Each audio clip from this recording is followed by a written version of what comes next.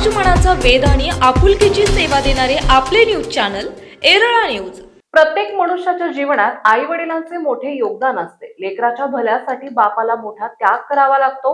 मुलांनी बापाच्या त्यागाची कायम जाणीव ठेवावी असे आव्हान खेड शिवापूर येथील समाज प्रबोधनकार कीर्तनकार हरिभक्त पारायण कबीर महाराज अत्तार यांनी केले आहे।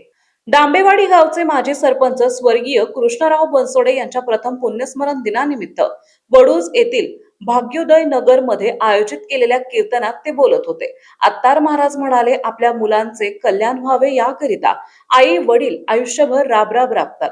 उतार वयात मुलांनी आई वडिलांचा चांगला सन्मान ठेवावा।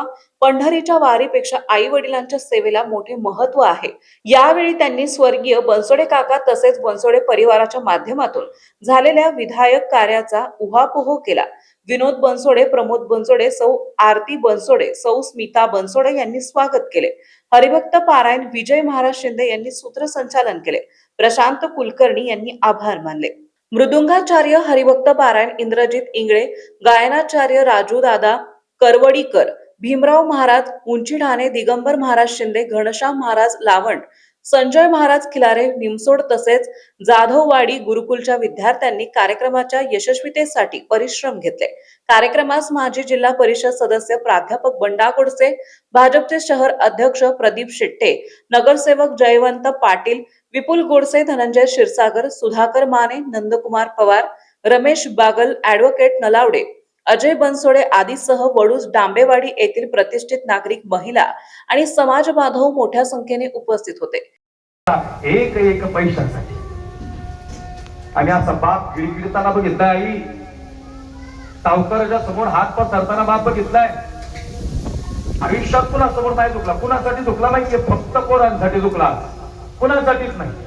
आम्हाला म्हणलो, बाबा अरे काय अडचण आहे? काही नाही म्हणले, पोरीचं लई मोठं लग्न करायचं आणि मुलाचं चांगलं शिक्षण करायचं, या दोन गोष्टी समोर आहेत। मुलीचं चांगलं शिक्षण, मोठं लग्न आणि मुलाचं चांगलं शिक्षण। मग इथं बस कोणी मुलीला इच्छा बरं, लई भारी परिस्थिती होती का आई आधी बापाची, लग्न केवढं करून दिलं।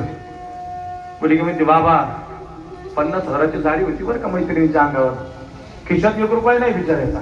काय म्हणला माहिती का, बाई काळजी करू नका, हाय नव्हतं ना बाप, तू म्हणशील त्या कार्यालयात लग्न करील बघ।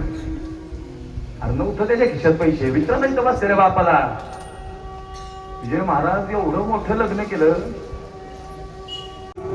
म्हणजे त्यांना शेवटची श्रद्धांजली आमची हे दोन्ही बंधू एकत्र राहणं, त्यांच्या आयुष्यात प्रेम निर्माण होणं, त्यांच्या घरात जिव्हाळा शेवटपर्यंत निर्माण राहणं।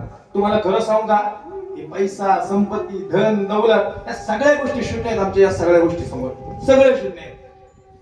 म्हणून मला असं वाटतं त्यांना ही शेवटची श्रद्धांजली असेल, जोपर्यंत आपल्या घरात पाणीवाणी प्रेम शिल्लक राहील, हे टिकून राहील। होत असतात माझ्या आयुष्यात, तुमच्या सगळ्यांच्या आयुष्यात चुका होतात, पण सगळ्या गोष्टी सोडून देऊन पुन्हा एकत्र येणं हे फार गरजेचं असतं।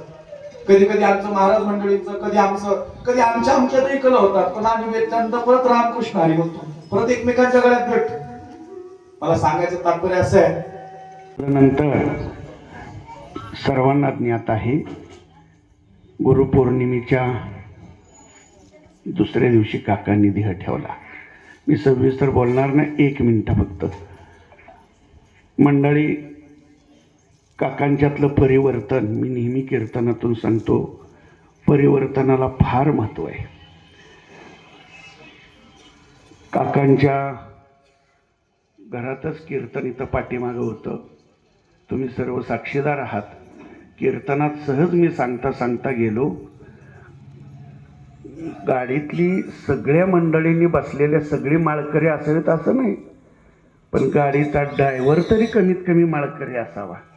सहज बोलून गेलो, काकांना ते मनाला भावलं आणि काकांनी चालू कीर्तनात सांगितलं, आमचे आदरणीय सर साक्षीदार आहेत, कीर्तनातच माझ्याकडून त्यांनी माळ घातली।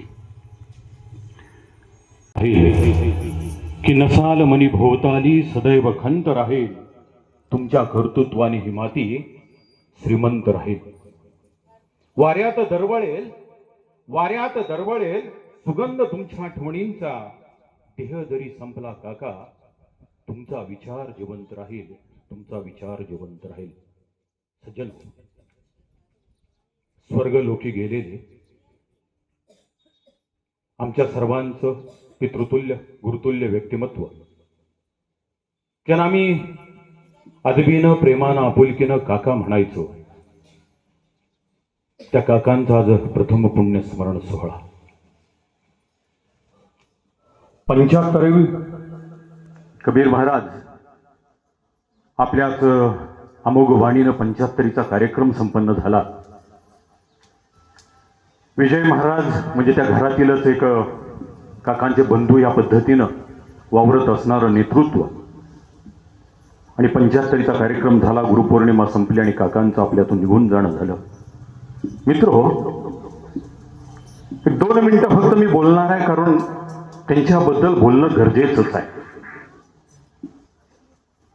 सज्जनो, काकांचं 75 वर्षाचं आयुष्य जर आपण बारकाईनं लेखाजोखा बघितला तर गावकी कशी जपावी, भावकी कशी जपावी, माणसं कशी मिळवावीत, माणसं कशी बरोबर ठेवीत, दीन दलित गरीब शोषित पीडित वंचित घटकांना कसा न्याय द्यावा, यासाठी या व्यक्तिमत्वानं अहोरात्र प्रयत्न केले. मुलांना घडवत असताना, सुनांना घडवत असताना, नातवंडांना घडवत असताना प्रत्येकाच्या सुखदुःखामध्ये जाण्याचा काकांनी प्रयत्न केला. एरळा न्यूज साठी प्रतिनिधी अमर फडतरे, वडूज. आपल्या भागातील महत्त्वाच्या बातम्या पाहण्यासाठी आजच आमच्या एरळा न्यूज चॅनलला यूट्यूबवर सबस्क्राईब करा आणि बेल आयकॉन प्रेस करा.